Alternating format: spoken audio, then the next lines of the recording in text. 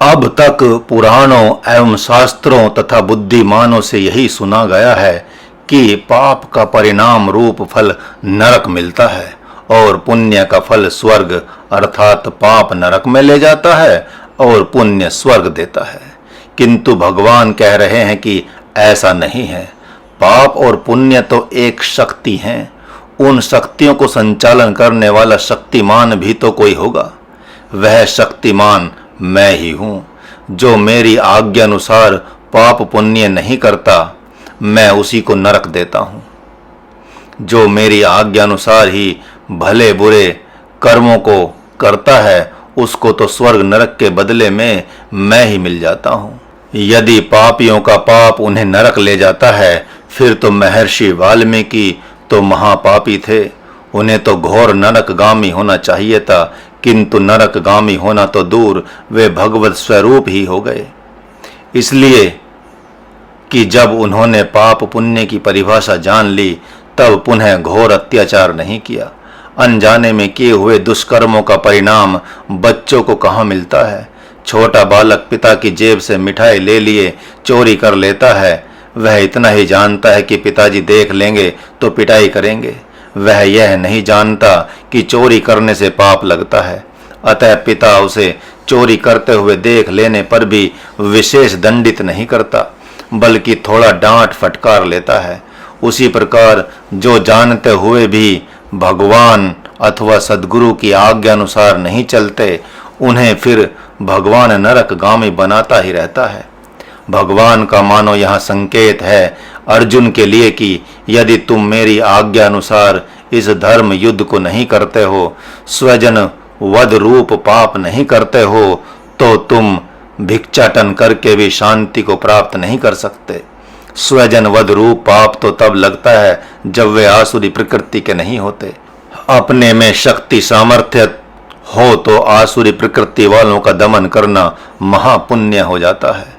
परशुराम जी ने विलासी क्षत्रियों का बहुत बार वध किया है, फिर भी उन्हें पाप लगना तो दूर, बल्कि शक्तियां उन्हें वरण कर लेती हैं। पाप तो सभी करते हैं, झूठ चोरी छल कपट सब करते हैं। सब अपने को सताने वाले को सताते हैं, किंतु जब भगवान किसी को दंड देने को कहे तो ज्ञानी बन जाते हैं। वे कहते हैं हम तो ऐसे हैं ही, गुरुदेव भी ऐसा ही सिखा रहे हैं। आए दिन लोग अपने माता पिता बाल बच्चों के लिए झूठ बोलते देखे जाते हैं, किंतु जब संत ही धर्म के लिए झूठ बोलने की आज्ञा दे तो कहते हैं आप संत हैं तो भी झूठ बोलने के लिए कह रहे हैं। लखीमपुर खीरी से आए हुए अनूप नामक साधक से उसके गुरुजी ने कहा कि तुम्हारे पिता एवं उनके सहयोगी आए हैं, यदि तुम उनके साथ नहीं जाना चाहते हो तो कहीं छिप जाओ। वह साधक अपने लोगों से छिपते हुए भाग कर आया था, लेकिन जब संत ने कहा तो छिप न पाया। अब कोई सामान्य साधक रहेगा तो कहेगा देखो ये संत किस काम के हैं जो छिपा रहे हैं। असुरों से कब छिपना चाहिए, कब उनके सामने आना चाहिए, इसे भगवान ने स्वयं करके दिखाया है। भगवान को प्राप्त करने के लिए चाहे जिससे जो भी छल कपट करना पड़े, वह छल कपट में नहीं आता। सारे संत व्यवहार जगत में छिप कर रहते हैं, किंतु उनके छिपने का पाप तो उन्हें लगता ही नहीं। तानहम द्वेषतः क्रूरान, उन असुरों को जो संतों एवं साधकों के घोर निंदक होते हैं, मन माना व्यवहार करने वाले होते हैं, उन्हें प्रभु बारंबार नरकगामी बनाता रहता है। यदि वे आसुरी व्यवहार नहीं छोड़ पाते तो उन्हें बार बार असुर ही बनाता रहता है।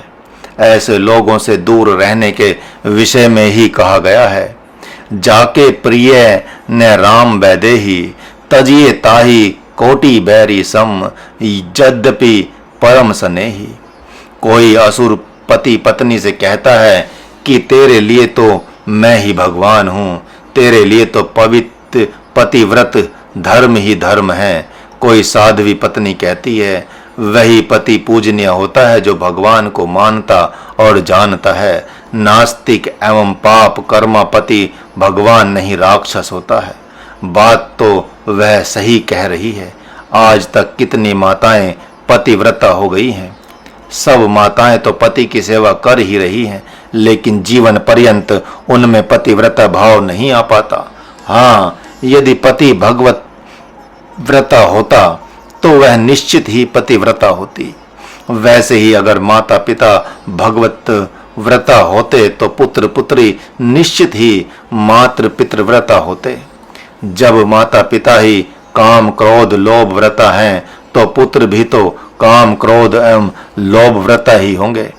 इसलिए भक्तों एवं साधुकों को सावधान रहना चाहिए। कहीं अर्जुन जैसे शील संकोच में आकर सद्गुरु को ही ज्ञान न देने लगे और आसुरी प्रकृति वालों से सदा सर्वदा बचते हुए तब तक साधन भजन करते रहें जब तक कि उनका लक्ष्य पूरा नहीं हो पाता। जब अब भगवान पुनः चेतावनी के स्वर में बोल रहे हैं, हे पार्थ, काम क्रोध एवं लोभ ये ही 3 प्रकार के नरक के द्वार हैं जो अपना नाश करने वाले हैं। इनको सदा सर्वदा के लिए त्याग देना चाहिए। इन तीनों से भली भांति मुक्त हुआ पुरुष ही भगवत आचरण करता हुआ परम गति को प्राप्त होता है। कामः क्रोधस्थता लोभः। आप लोग अपने अपने घर की कहानी जब सुनाते हैं तो बस हृदय ही बैठ जाता है। काम क्रोध लोभ आदि की मार के कारण सभी अपनी बहू से, अपने बेटे से, अपनी माँ से, अपने पिता से, अपने स्वजनों अथवा परिजनों से पीड़ित हैं। इसी कारण आपकी स्मृति छिन्न भिन्न हो गई है।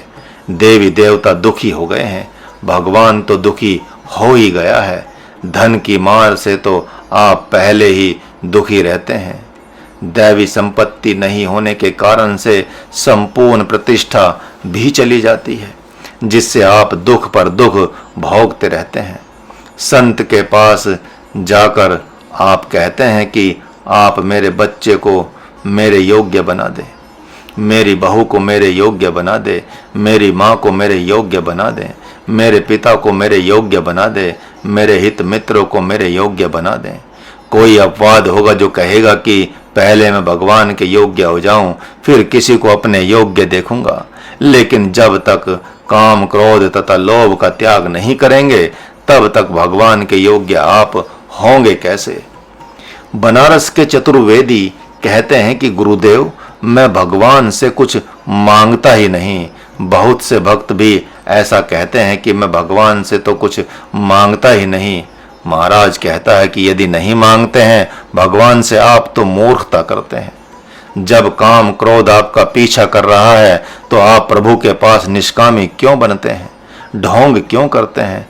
आप नहीं मांगने का, भगवान से नहीं मांगेंगे तथा देवता संस्कार कुपित हो ही गए हैं तो समाधान कैसे होगा जीवन का। भक्त सुदामा बनने को राजी नहीं है आप, जबकि सुदामा की मांग को मांग नहीं कहा जाता। जब उनको मांगने की कामना नहीं रह जाती तब धर्म पत्नी की बार बार प्रताड़ना करने से, उल्हाना देने से वे भगवान के पास जाते हैं। यही कारण है कि भगवान से अर्थ मांगने के उपरांत भी उनकी भक्ति नहीं जाती। इस प्रकार आप सुदामा बन नहीं सकते क्योंकि मांग नहीं सकते। देव शक्ति आपके साथ है नहीं, विरासत में पिता की अक्रोधता आपके पास है नहीं, तो मांगेंगे क्यों नहीं आप। क्रोध की मार से मन बोझिल हो ही जाता है, शोक संताप हो ही जाता है, तो मांगेंगे क्यों नहीं। क्यों निष्कामी बन जाते हैं आप। वन में जाकर साधु झोंपड़ी बनाता है, गुफा की अपने आप ही सफाई करता है। इस प्रकार वन प्रदेश में भगवान की जगह में ही रहता है कि आकाश में जाकर रहता है। भगवान का ही जल पीता है कि वह जल का निर्माण करता है। यह मांगना नहीं हुआ तो क्या हुआ। भगवती मीरा, भगवत भक्त सूरदास, कबीर दास, तुलसीदास तथा अन्यान्य साधक संतों के पदों में आप देखेंगे कि वे काम क्रोध तथा लोभ को मारने के लिए भगवान से कितनी प्रार्थना करते हैं। तो क्या वे निष्कामी नहीं थे। भगवान कहता है कि मांगो मांगो, मेरे से मांगो। महाराज एक गूढ़ बात फिर से कहता है, आपके पास देवताओं का काम क्रोध लोभ है, असुरों का काम क्रोध लोभ है, गंधर्व किन्नरों का काम क्रोध लोभ है, यक्ष राक्षसों का, पशु पक्षियों का काम क्रोध लोभ है, जबकि काम क्रोध लोभ आदि आसुरी संपत्ति है। आप इस बात को जान लें कि उसी आसुरी संपत्ति से आपकी दिशाएं चारों तरफ से बंद हो गई हैं। लाज जाने को है, जब आप अपने काम क्रोध लोभ आदि को भगवान को समर्पित करते हैं, अर्थात भगवान को दे देते हैं अथवा भगवान के लिए त्याग कर देते हैं, तो वही काम क्रोध लोभ भगवत संपत्ति बन जाता है, जो आपके लिए समय अनुसार शक्ति का काम करता है। आपने सुना होगा कि एक बूंद गंगा जल में यदि असंख्य बूंद सामान्य जल डाल दें तो वह गंगा जल हो जाएगा। असंख्य वर्ष उसमें सड़ांध नहीं होगी, लेकिन यदि असंख्य सामान्य जल की बूंदों में कुछ बूंद गंगा जल डाल दिया जाए तो वह गंगा जल नहीं बन पाएगा, कुछ ही दिनों में उसमें सड़ांध हो जाएगी। यही बात काम क्रोध लोभ भगवान को देने की है। अकामी, अक्रोधी और अलोभी यदि भगवान में अपना संपूर्ण काम क्रोध तथा लोभ समर्पित कर दे तो वह अकामी, अक्रोधी और निर्लोभी बन जाता है। अतः ये मंत्र कहते हैं कि भगवान से आप काम क्रोध तथा लोभ से रहित होना मांगे। यदि आप ऐसा कहते हैं कि मैं भगवान से क्यों मांगू, क्या भगवान नहीं जानते? तो ध्रुव ने भी तो ऐसा ही कहा था कि हे प्रभु, आप तो अंतर्यामी हैं, मैं आपसे क्या मांगू? तो भगवान ने कहा था अंतर्यामी हूं तो भी तो आपको वाणी से कहना ही पड़ेगा। क्या लज्जा लगती है मांगने से?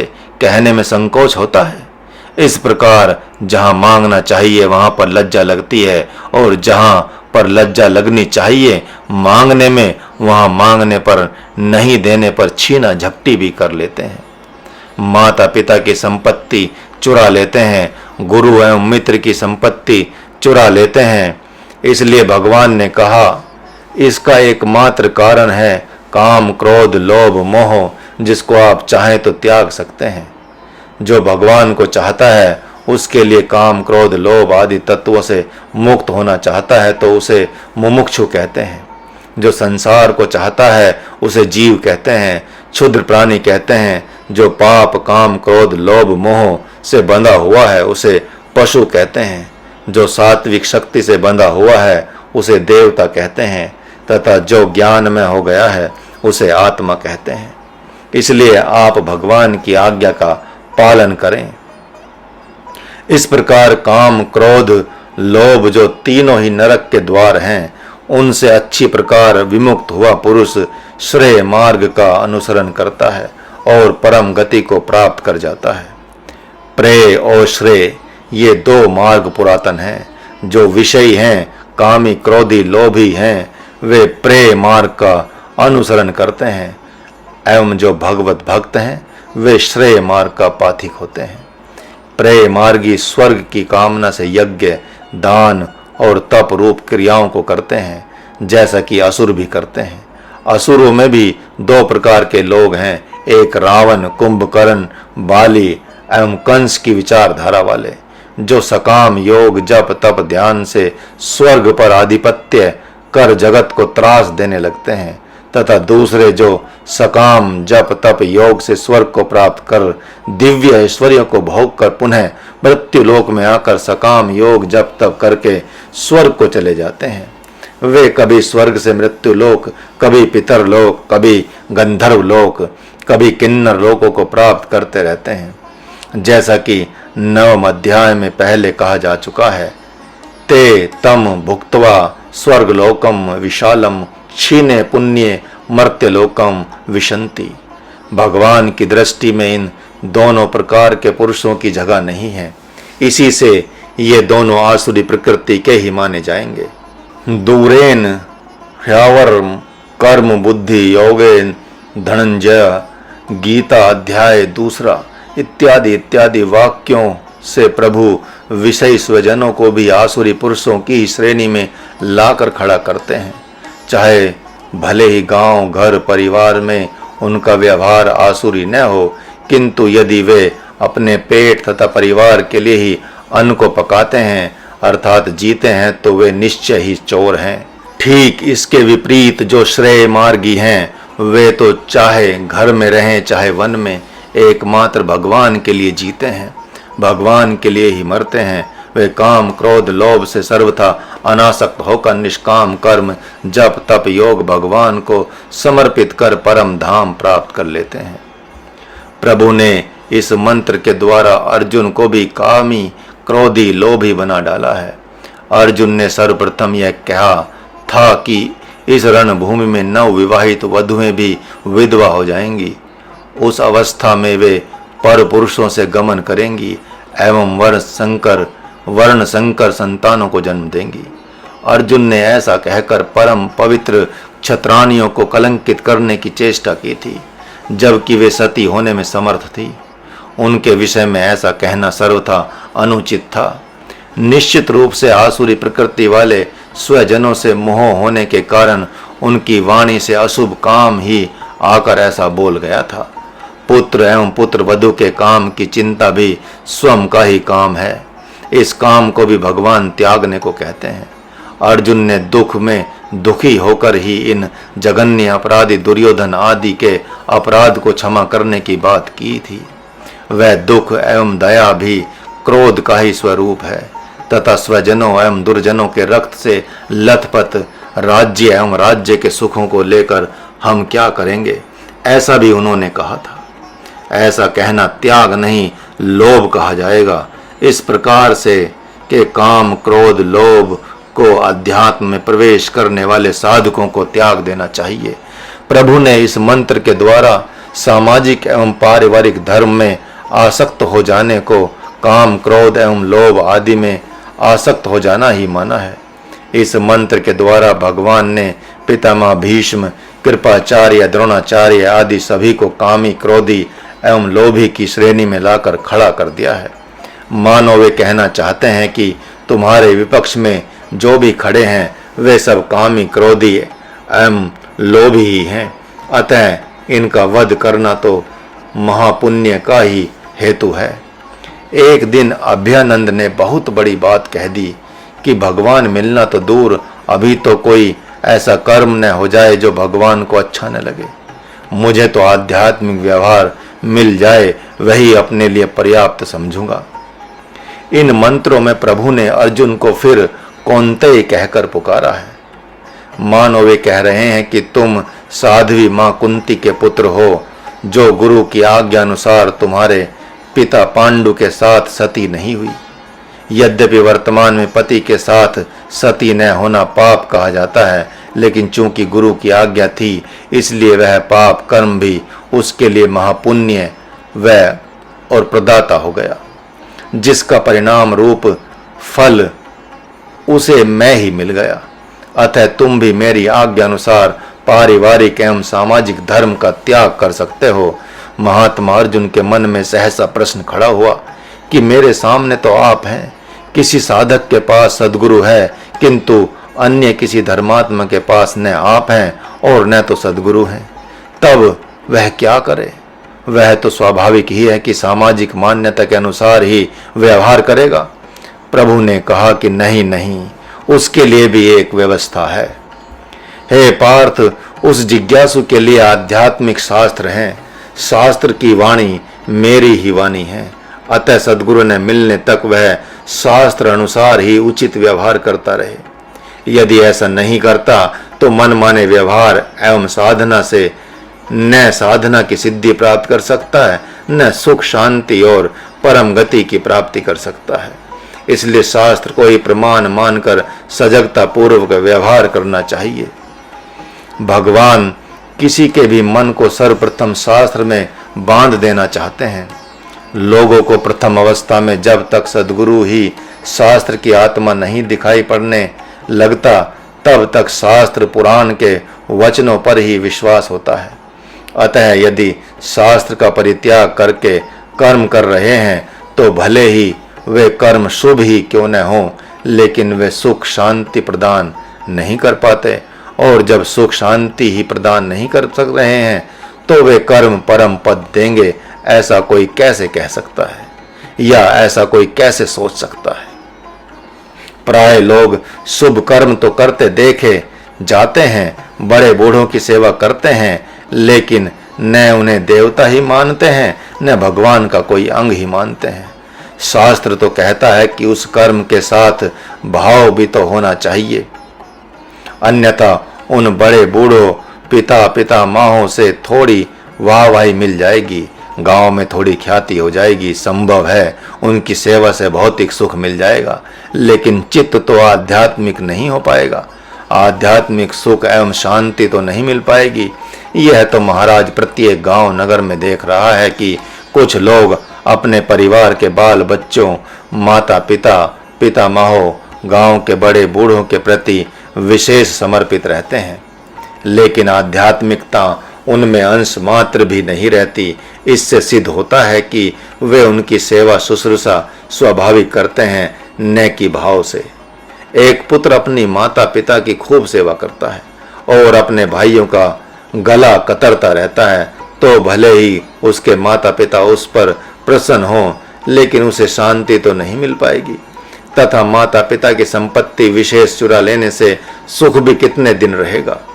10 साल 15 साल, इससे विशेष तो वह भी नहीं रह पाएगा। भिखारी को देते तो हैं ही, लेकिन देने में देव भाव कहाँ रहता है?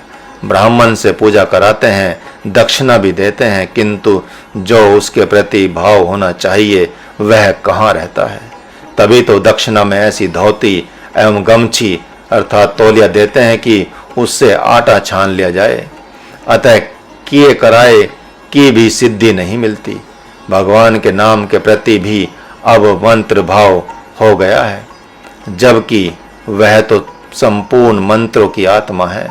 तभी तो उसका गायन किया जाता है, तभी तो प्रभु ने 8वें अध्याय में ओम को स्मरण करने की बात की, जप करने की नहीं। हाँ, जिनका मन नहीं लगता स्मरण करने के लिए, जप की विधि बता दी जाती है। महाराज जब घर में माताओं को और बाहर खेत में या कारखानों में पुरुषों को दिन और रात काम करते देखता है तो आश्चर्य कर बैठता है और सोचता है कि यदि यही कर्म भगवत भाव से भरकर किए जाएं तो 3 साल होते होते तो चित्त शुद्ध हो जाएगा। लेकिन चित्त शुद्ध होना तो दूर, शरीर और मन में इतना रोग लग जाता है कि जीवन ही दूभर हो जाता है, स्वयं के लिए भार बन जाता है।